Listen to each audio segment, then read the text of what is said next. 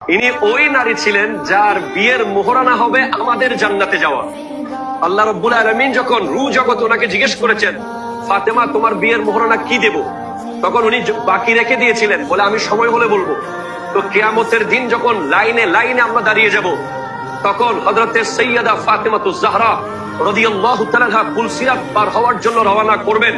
তখন একটা আওয়াজ আসবে, ইয়া আহলাল জামে গুদ্দু আবসারাকুম হাত্তা তামুররা ফাতেমাতু বিনতে রাসূলিল্লাহ।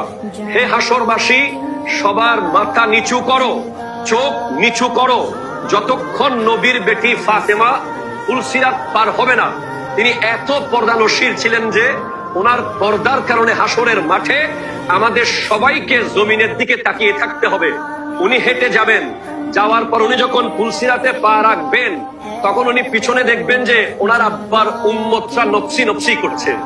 তখন উনি আল্লাহকে ডাক দিয়ে বলবেন, আল্লাহ আমার বিয়ের মোহরানা আজকে দিয়ে দেন।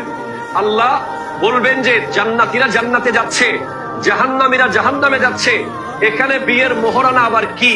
ইয়া আল্লাহ, আমি আজকের দিনের জন্য মোহরানা রেখে দিয়েছিলাম, আমার বিয়ের মোহরানা হবে আমার আব্বার গুনাহগার উম্মতকে জান্নাতে দিয়ে দেওয়া।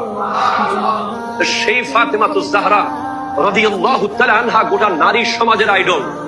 পুরা বিশ্বের জন্য একজন যথেষ্ট, আমার নারী, আমাদের মা বোনদের জন্য। আজকের পৃথিবীতে সবচেয়ে গরিব যেই নারী, যে মনে করে যে আমার চেয়ে গরিব কোনো নারী নাই, যার স্বামী দিনে এনে দিনে খেতে পারে না, তার চেয়েও গরিবী এখতিয়ার করেছেন সাইয়্যিদা